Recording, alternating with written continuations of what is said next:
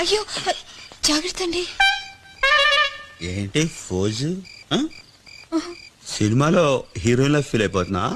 లేదండి, చైతి పడిపోతారని పట్టుకున్నానండి. చైతి పడ్డానా? మరే నేను ఫుల్ గా తాగొట్టేశాను తెలుసా? తెలుసండి. అంటే మొగుడు తాగి నాశనం అయిపోతున్నా ఒక భార్యగా ఏమండి ఎందుకు తాగుతారండి అని అడగవు నువ్వు? ఎందుకు తాగుతారండి? నువ్వు నన్ను ఎందుకు మీరే అడగమన్నారు కదండి. అంటే నేను అడగమంటే అడిగేస్తావా? తప్ప అండి? తప్పరా?